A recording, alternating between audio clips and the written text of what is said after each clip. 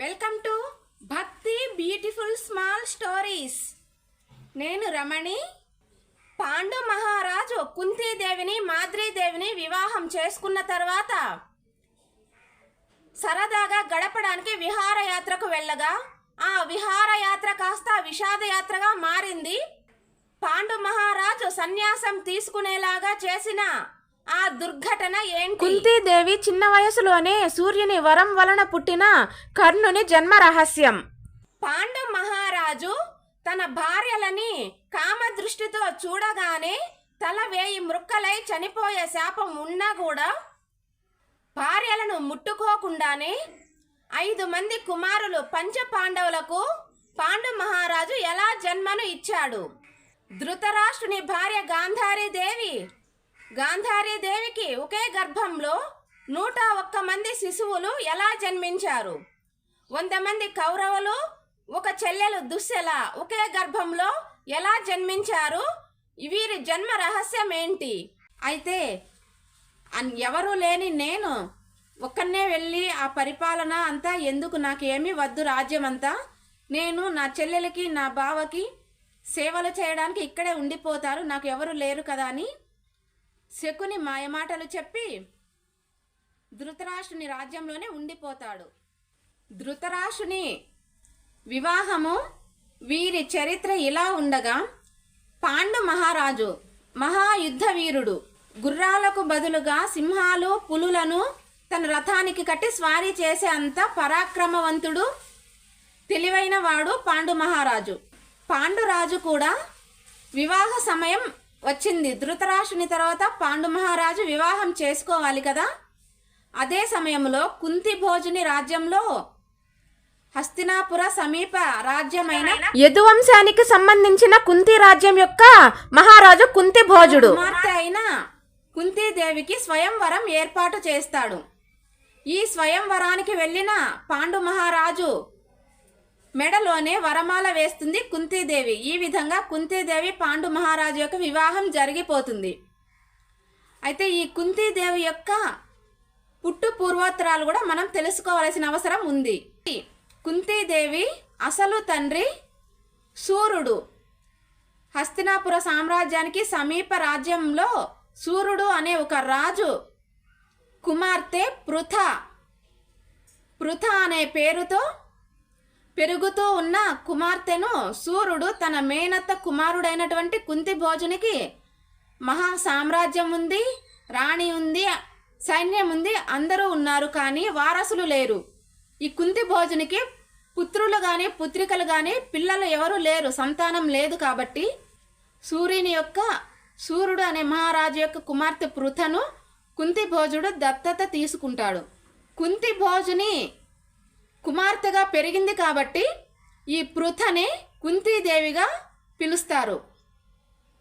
ఈ పృథ 7-8 సంవత్సరాల వయసులో దూర్వాస మహర్షి అతిథిగా కుంతి భోజుని రాజ్యానికి వస్తాడు. అయితే ఈ అతిథి దూర్వాస మహర్షి అంటే అందరి రాజులకు చాలా భయం. ఎందుకంటే దూర్వాస మహర్షి చాలా కోపిష్టి, చాలా తపశ్శక్తి సంపన్నుడు మరియు కోపిష్టి. కాబట్టి ఆయనను ఎప్పుడు ఎలా మాట్లాడాలంటే అందరికీ భయం. ఇలాంటి కుంతి భోజుడు దూర్వాస మహర్షి గూర్చి తెలుసు కాబట్టి ఎవరిని నమ్మకుండా అతి తెలివైన మృదువైన అణుకువగల కుంతీదేవినే దూర్వాస మహర్షి సపర్యలు చేయటానికి నియమిస్తాడు. చెలికత్తెలు వారిని వీరిని నియమిస్తే దూర్వాస మహర్షికి ఏమైనా కోపం వస్తే ఏం చేయాలి అని, అంటే అంత సుగుణ సంపన్నురాలు కుంతీదేవి. అదేవిధంగా దూర్వాస మహర్షికి పంచభక్ష పరమాన్నాలతో సకల సౌకర్యాలు ఓపికగా నేర్పుగా వినయ విధేయతలతో దూర్వాస మహర్షికి సేవలు చేస్తుంది కుంతీదేవి. ఈ కుంతీదేవి యొక్క సుగుణాలను, ఈ కుంతీదేవి యొక్క వినయ విధేయతలకు పరవశుడైపోయిన ఈ దూర్వాస మహర్షి చాలా తపశ్శక్తి సంపన్నుడు కాబట్టి త్రికాలగ్నులు, మహర్షులు అందరూ త్రికాలగ్నులు. 3 కాలాలలో ఏమి జరిగేది వాళ్లకు తెలుసు కాబట్టి కుంతీదేవి యొక్క భవిష్యత్తులో కుంతీదేవి ఒక కారణ జన్మురాలు. మహావీరులకు, ఈ ప్రపంచం మరచిపోలేని మహావీరులకు జన్మనిచ్చిన మహాతల్లి కుంతీదేవి. ప్రపంచం మరచిపోలేని మహావీరులు పంచపాండవులు. ఎప్పటికైనా మహాభారతాన్ని కానీ పంచపాండవులను కానీ ఈ ప్రపంచం ఎప్పటికీ మరచిపోలేదు. అంత గొప్ప పుత్రులకు జన్మనివ్వడం అంటే అది సామాన్యులకు సాధ్యం కాదు కదా. కాబట్టే దుర్వాస మహర్షికి అన్నీ తెలిసిన త్రికాలగ్నుడు కాబట్టి కుంతీదేవికి నేను నీకు ఒక పుత్రవతి మంత్రాన్ని ఉపదేశిస్తాను అని చెప్తాడు. పుత్రవతి మంత్రాన్ని ఉపదేశిస్తాడు కుంతీదేవికి. ఈ మంత్రం చదివి ఏ దేవుణ్ణైనా ప్రార్థిస్తే ఆ దేవుడు పుత్రుణ్ణి ప్రసాదిస్తాడు అని చెప్తాడు దుర్వాస మహర్షి. అయితే కుంతీదేవికి అప్పుడు తెలియదు పుత్రవతి మంత్రం ఏంటి.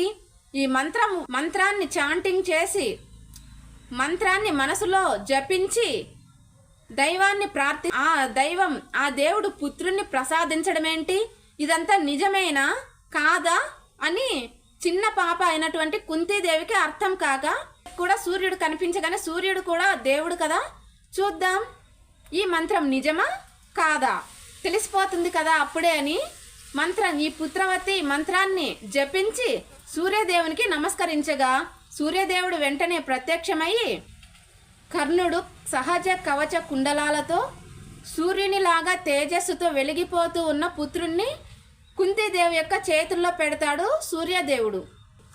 సహజ కవచ కుండలాలు కలిగిన దానవీర సూరకర్ణ అని పెద్దగా అయిన తర్వాత పేరును సంపాదించుకునే అంత గొప్ప బాలుడు. అయితే చాలా టెన్షన్ పడిపోతుంది, చాలా కంగారు పడిపోతుంది కుంతీదేవి. ఇదేంటి నేను మంత్రం ఆకతాయిగా నిజమా కాదా అని చూశాను అంతే, ఈ పుత్రుణ్ణి మీరే తీసుకోండి అని సూర్యదేవునికి చెప్పగా, నువ్వేమి భయపడాల్సిన అవసరం లేదు కుంతి, ఈ బాలుణ్ణి ఒక బంగారు పెట్టెలో వేసి నదిలో వదిలిపెట్టితే ఆ తర్వాత బాధ్యత అంతా నేనే చూసుకుంటాను అని చెప్తాడు సూర్యదేవుడు. ఆ మాట ప్రకారమే ఏమీ తెలియని కుంతీదేవి చిన్న పాప అయినా కూడా చాలా జ్ఞానవంతురాలు, చాలా బుద్ధివంతురాలు కాబట్టి ఆ పెట్టెను అష్టబంధం చేస్తుంది. అంటే ఎలాంటి క్రిమి కీటకాలు కూడా ఎలాంటి దుష్ట శక్తులు కూడా ఈ బంగారు పెట్టెలోని బాలుని ఏమీ చేయకుండా అష్టబంధనం చేసి ఆ బంగారు పెట్టెలో పెట్టి నదిలో వదిలిపెడుతుంది కుంతీదేవి. ఈ నదిలో వదిలిపెట్టిన ఈ బాలుణ్ణి అతిరథుడు అని ధృతరాష్ట్రుని యొక్క రథసారథి అతిరథుడు. ఈ అతిరథుడు పిల్లలు లేకపోవడంతో నదిలో కొట్టుకుపోతూ ఉన్న ఆ పెట్టె ఏంటి అని తెరిచి చూడగా బాలుడు ఈ సహజ కవచకుండలాలతో సూర్యుని తేజస్సుతో వెలిగిపోతూ ఉన్న ఈ కర్ణుణ్ణి తీసుకొని తన బిడ్డలాగా రాధ, అతిరథుని భార్య రాధ, అతిరథుడు ఇద్దరూ కలిసి తన కన్న బిడ్డ ఉంటే కూడా ఇలా చాకి ఇలా పెద్దగా చేయరేమో అంత అపురూపంగా పెంచి పెద్దగా చేస్తారు అతిరథుడు రాధ ఈ కర్ణుణ్ణి. అయితే అతిరథుడు రాధ కర్ణుని పేరు వసుసేనుడు అని పేరు పెట్టి పెంచి పెద్దగా చేస్తారు. ఇది కుంతీదేవి యొక్క చరిత్ర, కుంతీదేవి యొక్క చిన్నప్పటి చరిత్ర. అయితే ఇక్కడ కుంతిభోజుడు ఏర్పాటు చేసిన స్వయంవరంలో అందరి రాజులను చూసిన కుంతీదేవి అపర పరాక్రమవంతుడైన పాండురాజు మెడలోనే వరమాలను వేసి తన భర్తగా స్వీకరిస్తుంది. ఈ కుంతీదేవి పాండురాజు వివాహం ఘనంగా జరిపిస్తాడు కుంతిభోజుడు. అదే సమయంలోనే మాద్రరాజు కుమార్తె అయినటువంటి మాద్రీదేవిని కూడా కుంతీదేవి పెద్ద భార్య అయినటువంటి కుంతీదేవి అనుమతి తీసుకొని భీష్మాచార్యుని అనుమతి తీసుకొని పాండురాజు మాద్రీదేవిని కూడా వివాహం చేసుకుంటాడు. ఈ వివాహ సమయంలో గందరగోళంగా ఉన్న పరిస్థితిలో శత్రురాజులు అందరూ మూకుమ్మడిగా దాడి చేస్తారు హస్తినాపుర సామ్రాజ్యం పైన. అయితే ఈ శత్రురాజులు అందరినీ కూడా రాత్రనక పగలనక యుద్ధం చేసి పాండురాజు అందరినీ ఓడించి తన సామ్రాజ్యం హస్తినాపుర సామ్రాజ్యం నలుదిక్కులా విస్తరింపచేస్తాడు. శత్రురాజులు అందరూ సామంతరాజులుగా మారిపోతారు. పాండురాజు చేతిలో ఓడిపోయిన శత్రురాజులందరూ క్షమాపణ కోరి మేము మీకు దాసులుగా ఉంటాము, మేము సామంతరాజులుగా ఉంటాము అని సామంతరాజులుగా మారిపోయారు. అంతటి పరాక్రమవంతుడు ధైర్యశాలి పాండు మహారాజు. ఇది భీష్ముని యొక్క పెంపకంలో పెరిగిన వారు కదా, ఇంకెలా తయారవుతారు? పాండురాజుకి ఓడిపోయిన శత్రురాజులు అందరూ కూడా పాండురాజుకి కానుకలు సమర్పించుకుంటారు. బంగారు వజ్రాలతో చేసిన నగలను బహూకరించి తమ విధేయతను తెలుపుకుంటారు. ఈ సామంత రాజులందరూ ఇచ్చిన కానుకలతో విజయ ఢంకా మోగించుకుంటూ కుంతీదేవి మాద్రీదేవి భార్యలతో కలిసి ఈ కానుకలను తీసుకొని హస్తినాపురానికి చేరుకున్న పాండు మహారాజు ధృతరాష్ట్రునికి గాంధారీదేవికి సామంతరాజులు ఇచ్చిన కానుకలు అన్నీ కూడా సమర్పిస్తారు. అయితే అంధురాలికి నాకెందుకమ్మా ఈ కానుకలు, ఈ వజ్రాలతో చేసిన నగలు అన్నీ, ఈ బంగారు నగలన్నీ నాకెందుకు, మీరే ధరించుకోండి అంటుంది గాంధారీదేవి. అయితే పట్టపురాణి గాంధారీదేవి కదా, గాంధారీదేవిని సేవించుకోవడం మా ధర్మమని కుంతీదేవి మాద్రీదేవి కూడా నగలు అన్నీ గాంధారీదేవికి వేస్తారు. అంత సఖ్యతతో ఉంటారు ఈ తోడికోడళ్ళు ముగ్గురు కూడా. గాంధారి, కుంతి, మాద్రీదేవి వీళ్ళందరూ అంతా స్నేహపూర్వకంగా ఉంటారు. ఇలా స్నేహపూర్వకంగా ఉండటాన్ని చూసి శకుని ఎప్పుడూ కూడా ఈ పాండురాజు పైన ధృతరాష్ట్రునికి, కుంతీదేవి మాద్రీదేవి పైన గాంధారీదేవికి చాడీలు చెప్తూ ఉంటాడు. వాళ్ళకు అభిప్రాయ భేదాలు వచ్చి గొడవ పడేలాగా గాంధారీదేవి యొక్క మనసును ఒక రాక్షసి మనసులాగా, ఒక ద్వేషపూరితమైన మనసులాగా వీరిపైన ద్వేషాన్ని కూరిపోస్తూ ఉంటాడు శకుని. గాంధారీదేవికి ధృతరాష్ట్రునికి ఇద్దరికీ కూడా ఇలా నూరిపోస్తూ ఉంటారు. మీ అధికారం వాళ్ళకు కావాలనుకుంటున్నారు లోపల అని, మీరు ఉన్న ఈ మహారాణి పదవి కుంతీదేవి కావాలనుకుంటోంది అని, మహారాజు కావాలనుకుంటున్నాడు పాండురాజు అని ధృతరాష్ట్రునికి ఈ విధంగా చాడీలు చెప్పి చెప్పి చెప్పి విషపూరితమైన మనసు వచ్చేలాగా చేస్తూ ఉన్నాడు ఈ శకుని. ఎందుకంటే శకుని యొక్క తండ్రి సుబలుడు శకుని అలా తయారు చేశాడు కదా, అందుకని. అయితే పాండు మహారాజు వివాహం జరిగిన వెంటనే విరామ సమయం లేకుండా రాత్రనక పగలనక యుద్ధం చేయవలసి వచ్చింది. తన రాణులు ఇద్దరినీ కూడా కుంతీదేవితో కానీ మాద్రీదేవితో కానీ సంతోషంగా ఒక నిమిషం కూడా విరామం లేకుండా యుద్ధం చేశాడు. కాబట్టి భీష్మాచార్యుడు, విదురుడు, ధృతరాష్ట్రుడు వీరు అందరూ కూడా మీ ఇద్దరి రాణులను తీసుకొని కొంచెం విహారం వెళ్ళండి, కొంచెం ప్రశాంతంగా గడపండి. కొత్త పెళ్లి కూతుర్లు అయినటువంటి కుంతీదేవి మాద్రీదేవితో కలిసి కొంచెం సంతోషంగా విరామ సమయం తీసుకొని సంతోషంగా ఆనందంగా విహారయాత్రకు వెళ్ళండి అని ప్రజలకు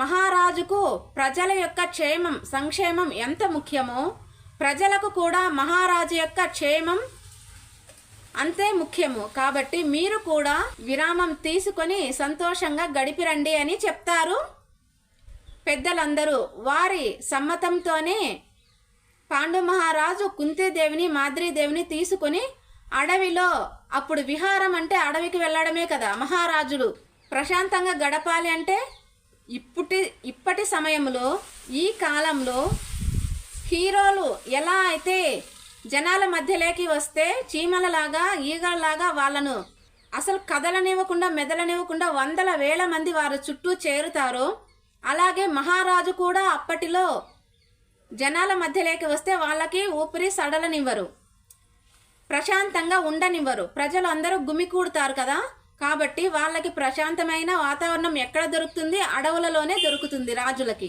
ఇప్పుడు హనీమూన్ అంటారు కదా, ఇదేమి కొత్తగా వచ్చింది కాదు. ద్వాపర యుగంలోనే ఈ హనీమూన్ గూర్చి మన వాళ్లకు తెలుసు. అప్పటి వాళ్ళు విహారయాత్రగా పిలిచారు, ఇప్పుడేమో స్టైల్గా హనీమూన్ అంటున్నారు అంతే. ఇది మన వాళ్లకు తెలియనిదేమీ కాదు. ఈ విధంగా విహారయాత్రకు వెళ్ళిన పాండు మహారాజు యొక్క విహారయాత్ర కాస్త విషాద యాత్రగా మారుతుంది. అది ఎలాగో ఇప్పుడు చూద్దాం. పాండు మహారాజు ఎలా అయితే నూతన వధూవరులు వివాహం జరిగిన వెంటనే సంతోషంగా గడపడానికి అడవులకు వచ్చారో, అదేవిధంగా కిండముడు అనే మహాముని ఆయన ఒక గొప్ప తపశ్శక్తి సంపన్నుడు. ఏ రూపం కావాలంటే ఆ రూపంలోకి మారగల శక్తివంతుడు కిండముడు అనే మహర్షి. ఈ మహర్షి జింకల రూపంలో తన భార్యలతో సంతోషంగా గడిపే సమయంలో ఈ పాండు మహారాజు ఎంత పరాక్రమవంతుడు, ఎంత జ్ఞానవంతుడు అంటే శబ్దం విని ఆ శబ్దం ఎక్కడ వస్తుందో చూసి బాణం వదిలి టార్గెట్ రీచ్ అవుతుంది. బాణం వదిలితే అక్కడ ఖచ్చితంగా ఆ జంతువు చనిపోవాల్సిందే. అంతటి నేర్పరి, విలువిద్యలో అంతటి నేర్పరి పాండు మహారాజు. అదేవిధంగా పొదల చాటున ఏదో శబ్దం వస్తోందని శబ్దం విని వస్తుందో చూసి బాణం వదిలి వేయగా ఈ కిండముడు, జింక రూపంలో ఉన్న కిండముడు మరణిస్తాడు. ఈ మరణించే సమయంలో నేను ఎవరికీ హాని చేయకుండా మా అంతటా మేము నా భార్యతో సంతోషంగా ఉన్న సమయంలో ఈ విధంగా నన్ను సంహరించినందుకు నా భార్యతో కలిసి మేము జింక రూపంలో ఉన్నాము, అంతే తేడా. కానీ సంతోషంగా ఉండే సమయంలోనే నన్ను సంహరిస్తున్నావు కాబట్టి నువ్వు కూడా నీ భార్యతో కామవాంఛతో నీ భార్యను ముట్టుకుంటే నువ్వు కూడా నీ తల 1000 మ్రొక్కలై మరణిస్తావని శాపం పెడతాడు కిండముడనే మహర్షి. పాండురాజుకు ఇదేంటి, నేనేదో విహారం రావాలి, ప్రశాంతంగా ఉండాలి అనుకుంటే ఇలాంటి శాపగ్రస్తుని అయిపోయాను, నేను చేసిన తప్పేంటి మహర్షి? రాజులకు మామూలుగా జంతువులను వేటాడడం అలవాటే కదా, ఇది కొత్త ఏమి కాదు, ఇదేం పెద్ద ఘోరమో నేరమో కాదు కదా, మీరు జింకల రూపంలో ఉన్న విషయం నాకేం తెలుస్తుంది అని అడుగుతాడు పాండు మహారాజు కిండముడనే మహర్షిని. అయితే ఈ కిండముడనే మహర్షి, మహారాజా నీ చరిత్ర సూర్య చంద్రాదులు ఉన్నంత వరకు కూడా మరచిపోలేని గొప్ప చరిత్రగా మారుతుంది. ఇక మీదట నీ వంశము, నీ చరిత్ర, ప్రపంచము, భూగోళము, సూర్య చంద్రాదులు, విశ్వం ఉన్నంత కాలము మరచిపోలేని ఒక గొప్ప చరిత్ర అవుతుంది, నువ్వేమి బాధపడ అవసరం లేదు అని కిండముడు అనే మహర్షి శాపం ఇచ్చినా కూడా వీళ్ళ చరిత్ర గొప్పగా ఉంటుంది అని చెప్పడంతో కొంచెం ఓదార్పు లభించినట్టు అవుతుంది పాండురాజుకి. ఏంటో శాపం ఏంటో మళ్ళీ గొప్ప చరిత్ర కావడం ఏంటో అర్థం కాక తిరిగి హస్తినాపురానికి వస్తారు. జరిగిన విషాద యాత్ర గురించి కూడా చెప్తాడు పాండు మహారాజు ధృతరాష్ట్రునికి, భీష్మునికి, ఈ అంబిక, సత్యవతి వీరందరికీ కూడా చెప్తాడు. అయితే ఈ భార్యలను ముట్టుకోకుండా, కామవాంఛ లేకుండా, కామ కోరికలు లేకుండా ఉండాలి అంటే మహారాజులాగా మహా సామ్రాజ్యంలో ఉంటే ఇది వీలు కాదు కదా, నేను ఆశ్రమ జీవితం గడపాలి. ఆశ్రమంలో తపస్సు చేసుకోవడం, ధ్యానం చేసుకోవడమే ఉంటుంది కదా, ఇంకా వేరే కామ కోరికలు అనేటివి కలిగే అవకాశం ఉండదు అని రాజ్యాన్ని, సింహాసనాన్ని అన్నీ వదిలిపెట్టి తను వానప్రస్థ ఆశ్రమం స్వీకరిస్తాడు పాండు మహారాజు. పాండు మహారాజు తన 2 భార్యలతో కలిసి కుంతీదేవి, మాద్రీదేవితో కలిసి వానప్రస్థ ఆశ్రమం స్వీకరిస్తాడు.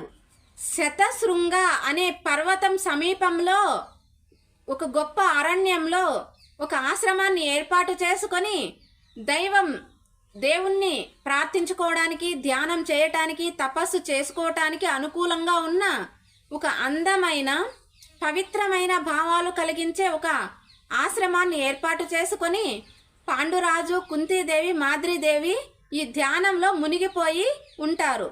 అదే సమయంలో శతశృంగ పర్వతాల గుండా కొందరు గొప్ప మహర్షులు బ్రహ్మలోకానికి వెళ్తూ ఉంటారు కాలినడకన. ఈ బ్రహ్మలోకానికి వెళ్తూ ఉన్న పాండు మహారాజు యొక్క ఆశ్రమం సమీపంలో వెళ్తూ ఉన్న మహర్షులను చూసి, మేము కూడా మీతో కలిసి బ్రహ్మలోకానికి ప్రయాణమయ్యి మేము కూడా మీతో కలిసి బ్రహ్మలోకానికి వస్తాము అని ప్రయాణం అవగా, ఆ మహర్షులేమో, మహారాజా నువ్వేమో శాపగ్రస్తుడివి, పితృకార్యాలు చేసే అవకాశం లేదు, పితృ రుణం తీర్చుకునే అవకాశం లేనివాడివి, సంతానహీనుడివి, శాపగ్రస్తుడివి, నీకు కానీ మీ భార్యలకు కానీ బ్రహ్మలోకానికి కాలినడకన వచ్చే అంత అవకాశం లేదు, అధికారం లేదు అని మహర్షులు పాండు మహారాజుకు చెప్పగా, నాకు కిండముడిచ్చిన శాపం వలన రాజ్యం ఎలాగో వదిలేశాను, ఆ అంతఃపుర జీవితాన్ని కూడా వదిలేశాను, కనీసం బ్రహ్మలోకానికి వెళ్ళే అవకాశం కూడా నాకు లేకపోయిందే, ఇంకెందుకు నా బ్రతుకు అని చాలా దుఃఖంలో ఉన్నటువంటి పాండు మహారాజుకు కుంతీదేవి తన చిన్న వయసులో దూర్వాస మహర్షి ఇచ్చిన వరం, దూర్వాస మహర్షి ఉపదేశించిన పుత్రవతి మంత్రాన్ని, ఆ మంత్రం గురించి చెప్తుంది పాండు మహారాజుకి కుంతీదేవి. ఈ పుత్రవతి మంత్రం ద్వారా మనము దేవుళ్ళ ద్వారా పుత్రులని పొందవచ్చు అని పాండు మహారాజుకు చెప్పగానే పాండు మహారాజుకు పోయిన ప్రాణం తిరిగి వచ్చినట్టు అయింది. నాకు కూడా సంతాన భాగ్యం కలుగుతుంది, ఇంకేముందిలే, ఒక కామవాంఛ ఒకటి లేకుండా పోతే నా ప్రాణాలకు ఎలాంటి ప్రమాదము లేదు, నా భార్యల పసుపు కుంకుమలకు ఎలాంటి ప్రమాదము లేదు, పుత్రులు ఎలాగో కలుగుతారు కదా అని వారికి ఇష్టం వచ్చిన దైవాన్ని తలచుకుంటే అలాంటి సుగుణాలు కలిగిన పుత్రులు జన్మిస్తారు అని తెలిసిన తర్వాత పాండు మహారాజు సంతోషంతో అలాగే చేయాలి అని కుంతీదేవి చెప్పిన ప్రకారము ఒక రాజ్యానికి పుత్రుడు, ఒక మహారాజుకి పుత్రుడు కావాలి అంటే ధర్మాత్ముడై ఉండాలి. ప్రజలను అందరినీ సమానంగా చూసి అంత ధర్మాత్ముడు అయి ఉండాలి. కాబట్టి ఇంత ధర్మమూర్తి ఎవరు, ఏ దేవుణ్ణి కోరుకోవాలి అని యమధర్మరాజు గుర్తుకు వస్తాడు పాండు మహారాజుకి. అవును, మనకి పుత్రుడు కావాలంటే ఒక ధర్మ మార్గంలో ధర్మాత్ముడై ఉండాలి. కాబట్టి యమధర్మరాజును వేడుకొని కుంతీదేవి పాండు మహారాజు ఇద్దరు కూడా యమధర్మరాజును వేడుకొనగా యమధర్మరాజు ప్రత్యక్షమయ్యి యుధిష్ఠిరుని ప్రసాదిస్తాడు. యుధిష్ఠిరుడు అనే పేరు కలిగిన బాలుణ్ణి ప్రసాదిస్తాడు యమధర్మరాజు. అంటే యుధిష్ఠిరుడు అంటే ధర్మరాజు. ధర్మరాజుని పెద్ద కుమారునిగా పొందుతారు కుంతీదేవి పాండు మహారాజు యమధర్మరాజు వలన. తర్వాత ఒక మహా సామ్రాజ్యానికి మొదటి కుమారుడు ధర్మాత్ముడైతే బలవంతుడైన మరో కుమారుడు, రెండవ కుమారుడు అతి బలవంతుడై ఉండాలి. ఎందుకంటే మహా సామ్రాజ్యాన్ని కాపాడగలగాలి కదా. కాబట్టి మొదటి కుమారుడు ధర్మాత్ముడవగా రెండవ కుమారుడు మహాబలవంతుడు కావాలి. కాబట్టి బలవంతుడు ఎవరు? త్రేతాయుగంలోని హనుమంతుని గూర్చి తెలుసు కదా. వేదాంగాలు పురాణాలు అన్నీ చదువుకున్న పాండు మహారాజు కాబట్టి పాండు మహారాజుకు ఈ పురాణాలన్నీ తెలుసు కాబట్టి అతి బలవంతుడైన ఆంజనేయుడు గుర్తుకు వస్తాడు. ఈ ఆంజనేయుడు ఎవరి కుమారుడు? గాలిదేవుని యొక్క, వాయుదేవుని యొక్క కుమారుడు. కాబట్టి మనము కూడా అంతటి బలవంతుణ్ణి పుత్రునిగా పొందాలి. కాబట్టి మనము వాయుదేవుని ప్రార్థిస్తాము అని కుంతీదేవి పాండు మహారాజు ఇద్దరూ కలిసి వాయుదేవుణ్ణి ప్రార్థిస్తారు బలవంతుడైన కుమారుణ్ణి ప్రసాదించమని. అలాగే వాయుదేవుడు వీరి ప్రార్థనలు విని కుంతీదేవికి బలవంతుడైన కుమారుణ్ణి ప్రసాదిస్తారు. ఈ కుమారునికి భీమసేనుడు అని నామకరణం చేస్తారు. ఈ భీమసేనుడు పుట్టిన వెంటనే చేతిలోనికి తీసుకొనగా బరువుకు తట్టుకోలేక కుంతీదేవి పడేస్తుంది ఆ బాలుణ్ణి. ఆ బాలుడు కిందికి పడిపోయినది చూసి అయ్యో నా బాలునికి ఏమన్నా అయిందేమని చూస్తే బాలునికి ఏమీ అవ్వలేదు. బాలుని కింద ఉన్న బండరాయి పిండిలాగా నుజ్జు అయిపోతుంది. అంతటి బలవంతుడు భీమసేనుడు. ఇక మూడవ కుమారుడు, మొదటి కుమారుడు ధర్మాత్ముడు, రెండవ కుమారుడు బలవంతుడు. మూడవ కుమారుడు ఎలాంటి వాడు కావాలి అంటే రాజ్యాన్ని పరిపాలించే రాజనీతిజ్ఞుడు కావాలి. ఈ రాజనీతిజ్ఞుడు ఎవరు? దేవలోకంలో దేవరాజు దేవేంద్రుడు. దేవుళ్ళందరికీ రాజు ఎవరు? దేవేంద్రుడు. దేవేంద్రుని వలన మనం పుత్రుణ్ణి పొందితే ఈ దేవేంద్రుని యొక్క పరిపాలన గుణాలు అన్నీ కూడా ఆ పుత్రునిలో ఉంటాయి. కాబట్టి మనకు దేవేంద్రుని యొక్క అంశతో ఒక బాలుడు కావాలి అని దేవేంద్రుని ప్రార్థించగా కుంతీదేవి పాండురాజు దేవేంద్రుని ప్రార్థించగా అర్జునుడిని ప్రసాదిస్తాడు దేవేంద్రుడు. ఈ అర్జునుడు ఇంతకు ముందు 1000 చేతులు కలిగిన కార్త్యవీర్యార్జునుడనే మహాబలవంతుడు పరాక్రమవంతుడైన రాజు కంటే కూడా పరాక్రమవంతుడు అవుతాడు ఈ అర్జునుడు. కాబట్టి ఈ పిల్లవానికి అర్జునుడు అనే నామకరణం చేస్తారు. అయితే ఈ విషయం గాంధారీదేవి ఏమని అనుకుంటుంది అంటే ఇక పాండు మహారాజుకి శాపం వలన పిల్లలు కలగరు. కాబట్టి నాకు పుట్టే పిల్లవాడే, నాకు జన్మించే నా సంతానమే ఈ మహాసామ్రాజ్యానికి వారసులవుతారు అని కలలు కంటూ ఉంటుంది గర్భవతి అయిన గాంధారీదేవి. అయితే ధర్మరాజు పుట్టిన వెంటనే అది ఎలాగో ఆ నోట ఈ నోట పడి గాంధారీదేవి చెవిలో పడుతుంది. ఈ గాంధారీదేవి ఇంకా ధర్మరాజు పుట్టిన తర్వాత ఈ పాండురాజు యొక్క కుమారుడు ధర్మరాజే ఈ మహాసామ్రాజ్యానికి వారసుడు అవుతాడు. కాబట్టి నేను బిడ్డలను కన్నా కూడా నా బిడ్డ వీళ్ళకి దాసిగా ఉండాల్సిందే, మహారాజు కాలేడు కదా అని కోపంతో, బాధతో, ఆక్రోశంతో గర్భవతిగా ఉన్నప్పుడు పాండు మహారాజు శాపం విని ఎన్నో కలలు కన్న గాంధారీదేవికి ఆశలన్నీ అడియాసలైపోయి తన గర్భం మీద కొట్టుకొనగా గర్భస్రావం జరుగుతుంది.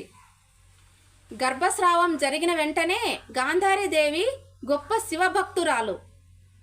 మహాశివునికి తపస్సు చేసి నాకు 100 మంది సంతానం కావాలి అని కోరుకొని ఉంటుంది మహాశివుని దగ్గర. పరమేశ్వరుడు అలాగే నీకు 100 మంది సంతానం నువ్వు పొందుతావు అని ఆశీర్వదించి ఉంటాడు.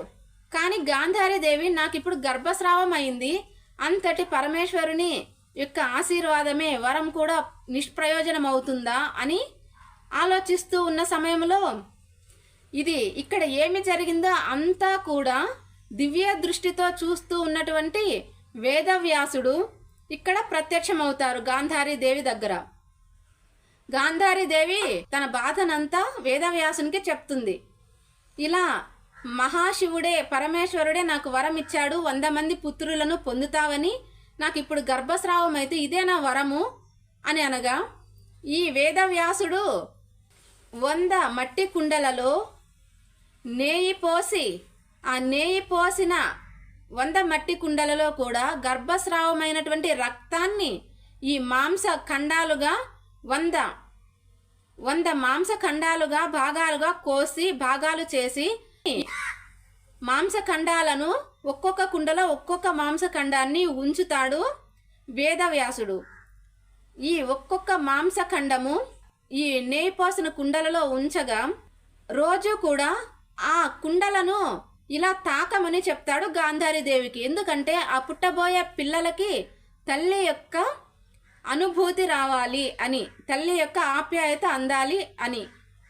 అదేవిధంగా మనకు గర్భంలో శిశువు తల్లి కడుపులో ఎలాంటి భావోద్వేగాలు ఉంటాయో గాంధారీదేవి ఆ కుండలను టచ్ చేయగానే, కుండలను తాకగానే అలాంటి భావోద్వేగాలతోనే ఆ పిల్లలు తయారవుతారు. ఈ విధంగా మొదటి పిల్లవాడైనటువంటి దుర్యోధనుడు జన్మ పొందుతాడు. మొదటి పిల్లవాడు దుర్యోధనుడు కుండలో నుంచి బయటికి వస్తాడు. ఈ దుర్యోధనుడు పుట్టినప్పుడు గాడిదలు అరవడం, ఈ గుడ్లగూబలు అరవడం, అన్ని అపశకునాలు, భూమి కంపించడం, ఈ దుష్ట శకునాలన్నీ కనిపిస్తాయి దుర్యోధనుడు పుట్టినరోజు. అయినా మొదటి సంతానం కదా, ఇవన్నీ ధృతరాష్ట్రుడు గాంధారీదేవి పట్టించుకోరు. ఎంతో అపురూపంగా ఈ విధంగా ఒక్కొక్క రోజు ఒక్కొక్క కుండలో నుంచి ఒక్కొక్క బాలుడు జన్మిస్తారు.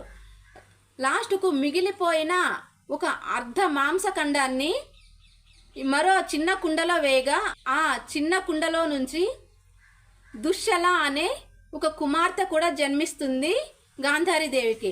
ఈ 100 మంది కుమారులు ఒక కుమార్తెను ఆలనా పాలనా చూస్తూ వాళ్లకు ఉపనయనం చేస్తూ వాళ్లకు నామకరణాలు చేస్తూ ఎంతో సంతోషంగా ఉంటుంది గాంధారీదేవి.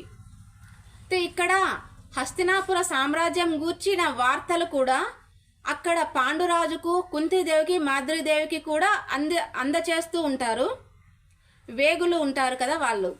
ఈ గాంధారీదేవి 100 మంది కుమారులు ఒక్క కుమార్తెతో సంతోషంగా ఉండగా కుంతీదేవి ధర్మరాజు, భీముడు, అర్జునుడు ఈ ముగ్గురితోనూ సంతోషంగా ఉన్నది చూసి ఈ మాద్రీదేవికి కూడా నేనొక్కదాన్నే కదా సంతానహీనురాలిని అని బాధపడుతూ ఉండడం చూసిన పాండురాజు తన భార్య యొక్క వేదనను అర్థం చేసుకొని కుంతీదేవికి చెప్తాడు.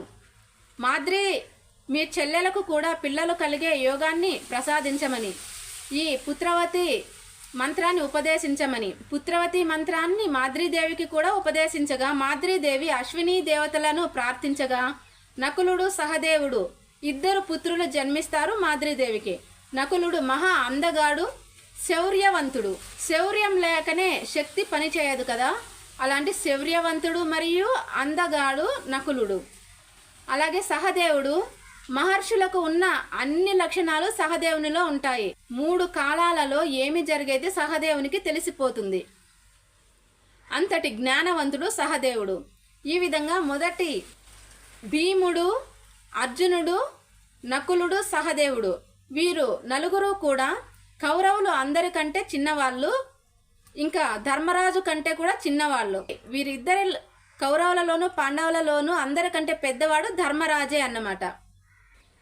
ఈ పచ్చని వాతావరణం కలిగిన ఈ అడవిలో తాజా పండ్లను తింటూ చిగురిస్తూ ఉన్న, రోజుకు ఓ మొక్క చిగురిస్తూ ఉన్న అందమైన ప్రకృతి వడిలో ప్రకృతి ప్రసాదించిన ఈ వాతావరణం ఎలా ఉంటుంది? అందమైన పక్షులు, అందమైన జింకలు, జింక పిల్లలు, నెమళ్ళు, నెమళ్ళ యొక్క చిన్న చిన్న నెమళ్ళు, వీటితో ఇలాంటి ప్రకృతి వడిలో ఈ శతశృంగ పర్వతాల వద్ద ఉన్న అడవిలో ఇంత మంచి వాతావరణంలో పెరుగుతారు ధైర్యవంతుడు, శౌర్యవంతుడు, పరాక్రమవంతుడు అయిన పాండు మహారాజు. ఈ లక్షణాలు అన్నీ కూడా తన పిల్లలకి, తన పంచ పాండవులైన ధర్మరాజు, భీముడు, అర్జునుడు, నకులుడు, సహదేవుడు వీరు 5 మందికి కూడా ఏమి చెప్పితే పిల్లలు పరాక్రమవంతులు అవుతారు, తను జయించిన రాజ్యాలు ఇంకా ఇతర రాజులు ఏ విధంగా ఎలాంటి విద్యలు నేర్చుకుంటే పరాక్రమవంతులు అవుతారు, విజయం సాధించిన మహారాజుల కథలు, గొప్ప గొప్ప మహా ఋషుల బ్రహ్మ ఋషుల కథలు, మహా సామ్రాజ్యాల గురించి, మహా చక్రవర్తుల గురించి, ఏ విధంగా అయితే న్యాయ మార్గంలో రాజ్యాన్ని పరిపాలించగలము, ఏ విధంగా అయితే రాజ్యాన్ని ప్రజలను కాపాడుకోవాలి అని, ఇలాంటి రాజనీతి సూత్రాలు అన్నీ నేర్పిస్తూ పెంచుతూ విద్యలను కూడా బోధిస్తూ ఈ పాండురాజు, కుంతీదేవి, మాద్రీదేవి సంతోషంగా ఉంటారు ఈ శతశృంగ పర్వతాల దగ్గర ఉన్న అడవిలో. అయితే ఇదే విధంగా అంతా సజావుగా జరిగిపోతూ ఉంటే మహాభారతం ఇంత గొప్ప మహాకావ్యం ఎలా అవుతుంది? పాండురాజు తన 2 భార్యలతో 5 మంది కుమారులతో ఇంత సంతోషంగానే ఇలాగే గడిచిపోతే ఎంత బాగుంటుంది అని ప్రతి ఒక్కరూ అనుకుంటారు కదా, కానీ అలా జరగలేదు. కాబట్టి ఇది పెద్ద మహాభారతం అయింది. ఇప్పుడు ఏమి జరిగింది అంటే అసలు కథ ఇప్పటి నుంచినే మొదలవుతుంది. అయితే కామవాంఛతో తన భార్యలను ముట్టుకుంటే చనిపోతారు అనే శాపం కిండముడు ఇచ్చిన విషయం మరచిపోయి, మాద్రీదేవి యొక్క ప్రత్యేకత ఏమిటంటే మహా అందగత్తె మాద్రీదేవి. అప్సరసలను మించిపోయే అంతటి అందగత్తె మాద్రీదేవి. ఇంత అందమైన మాద్రీదేవి ఒక కొలనులో స్నానం చేస్తూ ఉండగా చూసిన ఈ పాండు మహారాజు మామూలుగా ఈ కామవాంఛతో చూసి ముట్టుకుంటే చనిపోయే శాపాన్ని మరచిపోయి కామవాంఛతో మాద్రీదేవిని ముట్టుకోగానే పాండు మహారాజు తలభారం ఎక్కువైపోయి చనిపోతాడు, మరణిస్తాడు. అయ్యో, నా వల్ల ఎంత పని జరిగిపోయింది అని మాద్రీదేవి గోడున ఏడుస్తూ ఉండగా అదే సమయంలో కుంతీదేవి అక్కడికి వచ్చి జరిగిన విషయమంతా తెలుసుకొని ఇంకా పాండు మహారాజు జతలో సతీ సహగమనం చేయాలి అని కుంతీదేవి రెడీ అవుతూ ఉంటుంది. పాండు మహారాజుతో కలిసి చితిలో తను కూడా మరణిస్తాను అని కుంతీదేవి తయారైంది పాండు మహారాజు శవం పక్కన పడుకొని మరణించడానికి. అయితే మాద్రీదేవి ఇదే జరిగితే నేను ఇప్పుడే నా వల్ల భర్తను పోగొట్టుకున్నాము అనే బాధ, తన పిల్లలు 5 మందికి కూడా తండ్రి లేకుండా పోయింది నా వల్లనే కదా అని, ఒకవేళ నేను బ్రతికి జీవితం అంతా నేను బ్రతికి ఉన్నంతకాలము ఇదే బాధతో మనశ్శాంతి లేకుండా బ్రతకాలి అక్క అని కుంతీదేవికి చెప్పి, తప్పు అంతా నా వల్లనే జరిగింది కాబట్టి మన భర్త పాండు మహారాజుతో కలిసి సతీసాగమనం నేను చేయాలి, నేనే భర్తతో కలిసి అగ్నికి ఆహుతవుతాను అని ఆ చితిమంటలలో అగ్నికి ఆహుతి అయిపోయి దహనం అయిపోతా మాద్రీదేవి పాండు మహారాజు శవంతో కలిసి. పంచ పాండవులు కూడా ఏమి జరుగుతోందో ఏమి జరగబోతోందో సరిగా అర్థం కాని అంత పిల్లలు వయస్సు, అంత చిన్న వయస్సు కాబట్టి వాళ్లకు సరిగా అర్థం కావట్లేదు ఏమి జరుగుతోంది అని. అయితే ఇంక కుంతీదేవి కూడా పాండు మహారాజు శతశృంగ పర్వతాల వైపు వచ్చే సమయంలో చాలా మంది సైన్యం కూడా పాండు మహారాజుతో కలిసి వస్తూ ఉంటారు. ఆ సమయంలో పాండురాజు ఇప్పుడు నేను రాజుని కాదు, నాకు సైన్యం అవసరం లేదు, నేను ఈ ఆశ్రమ వాసం చేయాల్సి ఉంది కాబట్టి ఇప్పుడు మీతో నాకు పని లేదు అని సైన్యాన్ని వెనక్కి పంపించేసి ఉంటాడు పాండురాజు. ఇప్పుడు కుంతీదేవికి 5 మంది పాండవులకు ఎవరు దిక్కు? ఈ అరణ్యంలో ఎవరు వీళ్ళను చూసుకునే వాళ్ళు, ఎలా వీళ్ళు బ్రతకాలి అని ఆలోచిస్తూ ఉన్న సమయంలో చాలామంది గొప్ప మహర్షులు అదే దారిలో వెళ్తూ ఉన్నది చూసి, అదే దారిలో వెళ్తూ ఉన్న మహర్షులు ఈ పంచపాండవులను కుంతీదేవిని చూసి జరిగిన చరిత్ర అంతా తెలుసుకొని వీరిని హస్తినాపురం తీసుకొని అక్కడ హస్తినాపురంలో వదిలిపెడతారు పంచపాండవులను మరియు కుంతీదేవి. తన 5 మంది కుమారులతో కుంతీదేవి హస్తినాపురానికి వీధులలో నడుస్తూ ఉంటే వేల మంది లక్షల మంది జనాలు వీరిని చూడటానికి వచ్చారు అక్కడికి. పాండురాజు కుమారులు పంచపాండవులు ఎలా ఉంటారు అని అందరూ చూడటానికి వచ్చి ఉంటారు. అంతటి గొప్ప వైభవోపేతమైన హస్తినాపురానికి చేరుకుంటుంది తన పుత్రులు పాండవులతో కలిసి కుంతీదేవి. అప్పటి నుంచి కూడా కుంతీదేవి పంచపాండవులను కూడా ధృతరాష్ట్ర మహారాజు ఎలాంటి భేదభావము లేకుండా, ఎలాంటి తేడా భావము లేకుండా తన కుమారులు 100 మంది కుమారులు కౌరవులతో కలిసి పాండవులను కూడా అలాగే పెంచి పెద్దగా చేస్తూ ఉంటాడు. ఎలాంటి పక్షపాత బుద్ధి కూడా లేకుండా ఎంతో సంతోషంగా పాండవులు కౌరవులు కూడా అన్నదమ్ముల్లాగా కలిసిపోయి పెరిగి పెద్దవాళ్ళు అవుతూ ఉంటారు. ఫ్రెండ్స్, నెక్స్ట్ వీడియోలో కౌరవులు పాండవులు ఆడుతూ పాడుతూ ఉన్న సమయంలో ఒకరినొకరు చంపుకోవలసిన పరిస్థితులు ఏమి వచ్చాయి, వారి విద్యాభ్యాసం తెలుసుకుందాము. ఈ వీడియో మీకు నచ్చినట్లయితే please like, share and subscribe.